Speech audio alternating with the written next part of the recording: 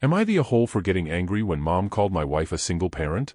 I, 35M, went on a family outing over the weekend with my wife, kids, MIL, FIL, and my parents, and my mother said something that didn't sit right with me. I'm not sure I handled it well. Okay, I know I didn't handle it well since I snapped at her in the zoo food court and took my son and walked off, but I'm not sure if not well equals being the AH. My wife, in-laws, and parents all seem to think so, but I hope some unbiased opinions might see it differently.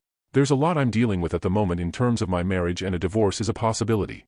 Long story short, I lost my job when my wife was pregnant, leaving her as the sole breadwinner. She kicked me out for 6 months. I moved back in after getting 3 jobs, all of which I still have, but I'm living in the basement, no intimacy or physical contact of any kind, not even a hint of the horizontal tango, and we're starting marriage counseling this week.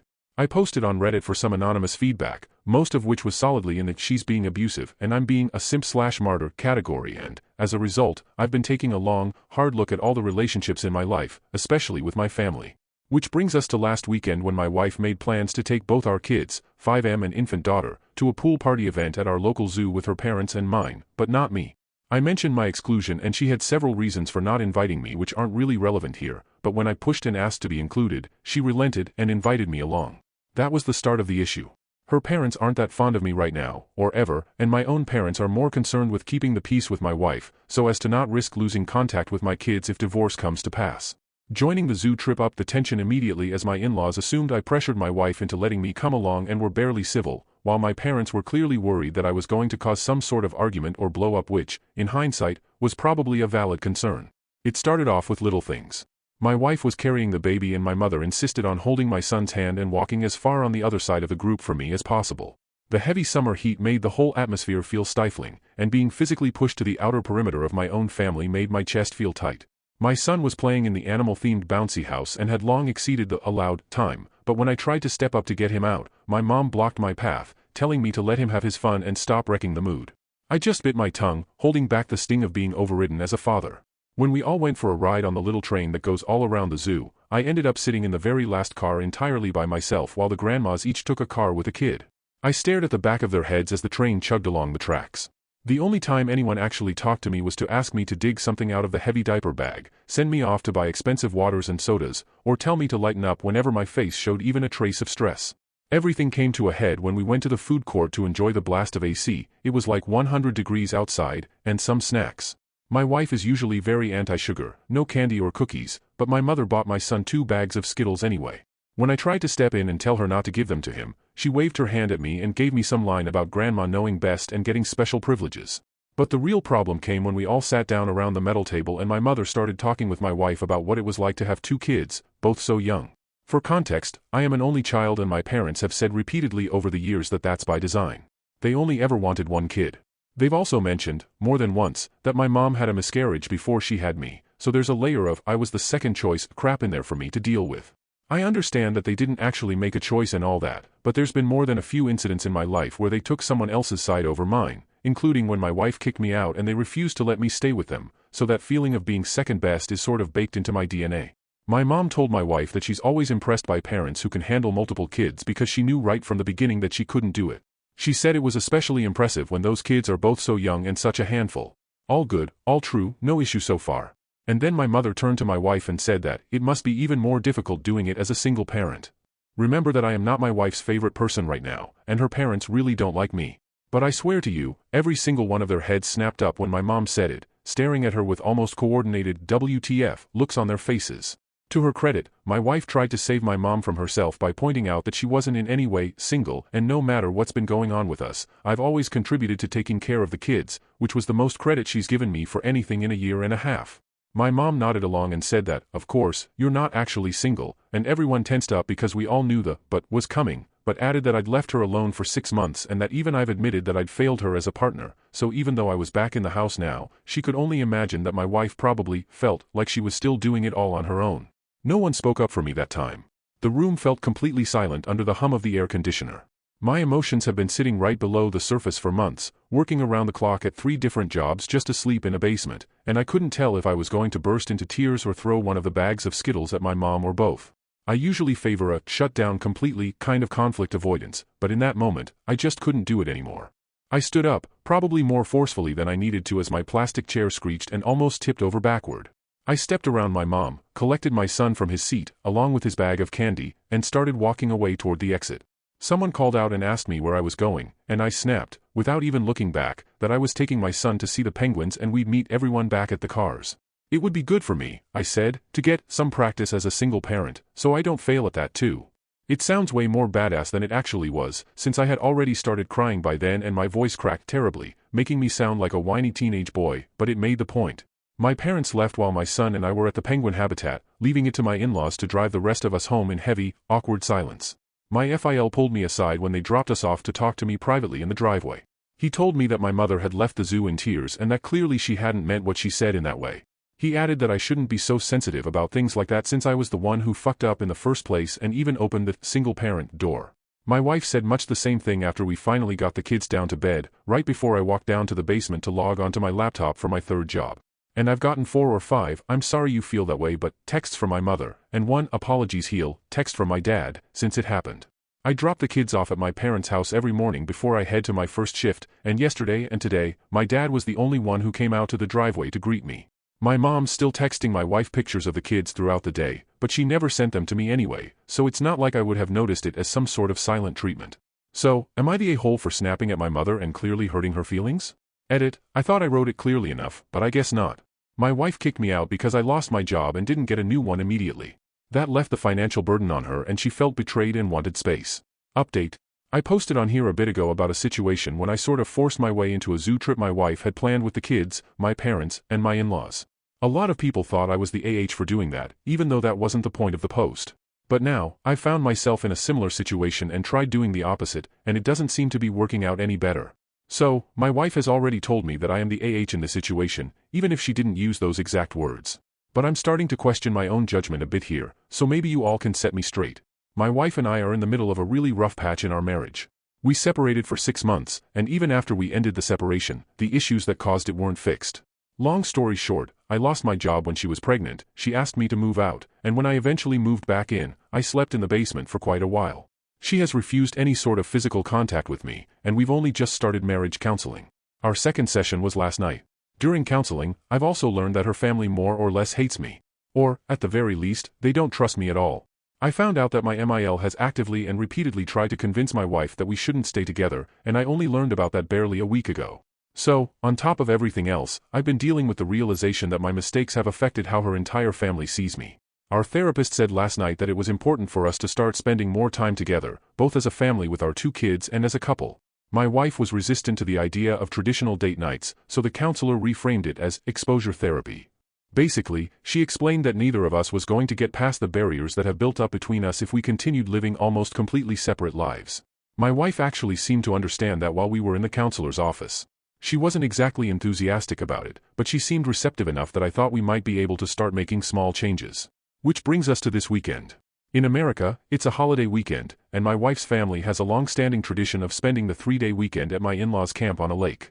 My SIL and her family usually come, and most of my wife's extended family will stop by for at least an afternoon or evening, even if they don't stay overnight. Some of her and my SIL's friends from high school usually come around too. My wife has also been trying to reconnect with some of those friends because she wants an identity outside of just being a mom and wife, which I completely understand. But considering where our marriage is right now, the fact that my MIL has been trying to convince my wife to leave me, my growing realization that my mistakes have become a black cloud over my relationships with her family and friends, and the fact that the camp is crowded enough that my wife and I would have to share a room and a bed, I thought going to the camp together was probably a bad idea. My wife disagreed. About 15 minutes after we got home from marriage counseling, she started packing for the weekend. She was only packing for herself and the kids. She didn't directly tell me that they were going without me, but even I could figure out what was happening. That was the part one struggled with. We had just been told, a little over an hour earlier, that we needed to spend more time together and stop essentially living separate lives. Now my wife was preparing to take the kids away for an entire holiday weekend without me. I tried to bring it up as calmly as possible. I used the "I feel" statements our therapist had specifically told us to use, because I really didn't want another argument. I told my wife that I felt like the weekend was actually a good opportunity for us to spend time together as a family, and that if 3/4 of us went to camp without the 4th person, it felt like more than simply living separate lives. It felt like we were actively choosing to live separately. At first, she thought I was trying to get myself invited to the lake. I explained that I absolutely was not asking to go. Honestly, spending an entire weekend around my MIL right now would probably require my entire bottle of Xanax, and I already know that situation would be tense. I wasn't trying to insert myself into her family's weekend.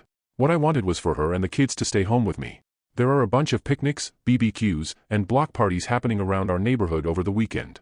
I thought we could go to some of those together and spend time as a family without putting ourselves into the middle of her extended family. In my head, it seemed like a reasonable compromise.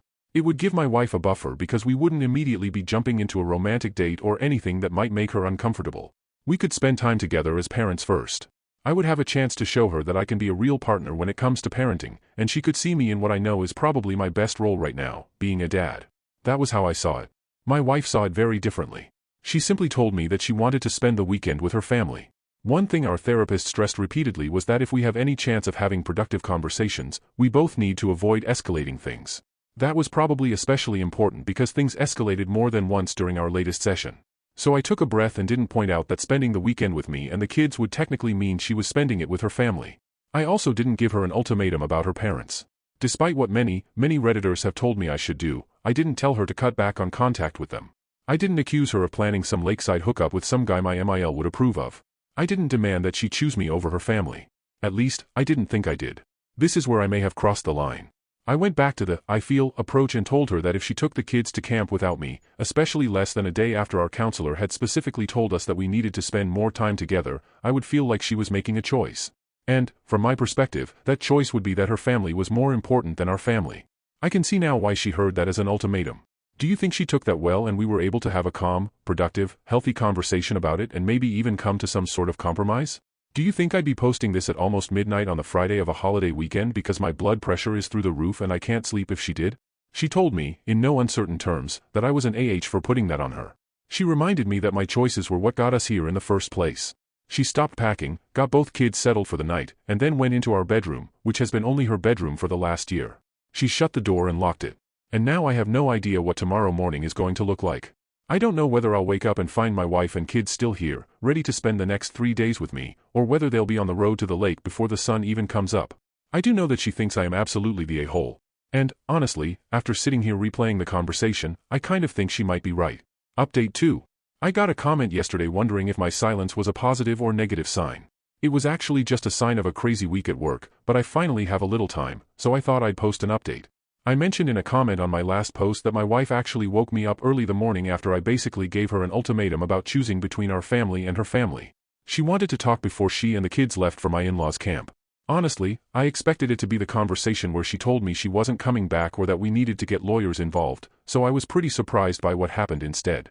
My wife, who I'm calling Carrie, actually apologized. She admitted that her comment about wanting to spend the weekend with her family was out of line and that she had said it specifically because she was angry with me. She knew there was some truth to what I was saying, got frustrated, and lashed out. That explanation didn't completely surprise me because it isn't the first time she has reacted that way, but she also acknowledged that if we genuinely want to repair our marriage, which we have both said we do, then we can't keep communicating like that. She understood why it hurt me, especially because we had just learned in counseling how strongly her family dislikes or distrusts me. From my perspective, spending the entire weekend with them immediately after our therapist told us we needed to stop living separate lives felt like the exact opposite of what we were supposed to be doing. For a moment, I thought Carrie was going to invite me to camp, and I honestly panicked. After basically demanding that she spend more time with me, I didn't want to turn around and refuse an invitation to do exactly that. At the same time, there was absolutely no way I wanted to spend 3 days with my MIL and SIL, especially after everything that had come up in counseling. Thankfully, that wasn't what she suggested. Instead, Carrie offered a compromise. She and the kids would go to camp on Saturday and stay until around midday Sunday, then come home and spend the rest of the weekend with me. Some relatives who live in California were going to be there Saturday, and she rarely gets to see them, so I understood why that part mattered to her. That compromise actually felt fair.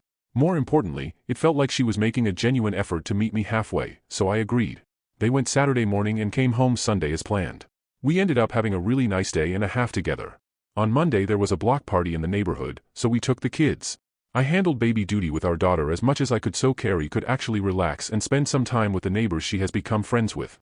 She seemed to appreciate it, and she introduced me to a few people I hadn't met before. For a little while, things just felt normal. By the time we got home, though, the kids were exhausted and went straight to bed. That meant Carrie and I were going to have more uninterrupted time together than we had managed to have on Sunday. I knew our therapist wanted us to use that time to reconnect, but I was also worried that any serious conversation could turn into another argument. Sure enough, the first thing Carrie wanted to discuss was the possibility of having regular girls' nights with her mom and sister.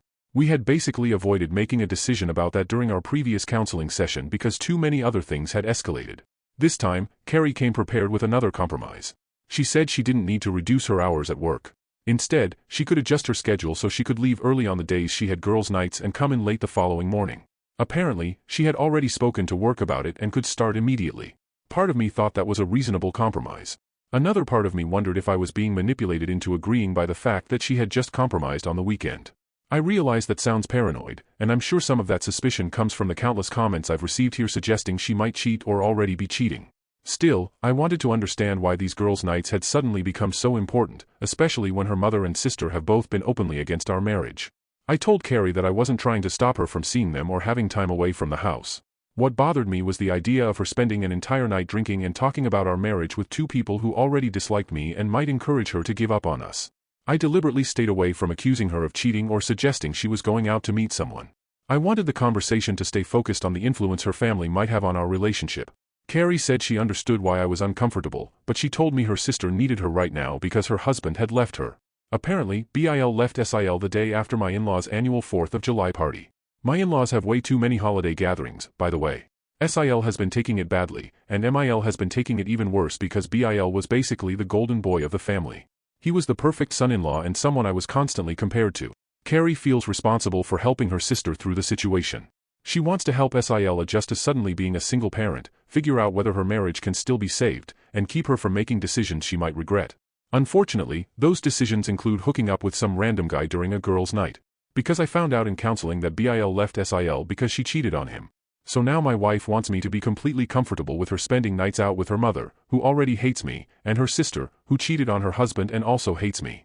Apparently, I'm supposed to view Carrie changing her work schedule as a positive compromise and a sign that she is making progress toward repairing our marriage.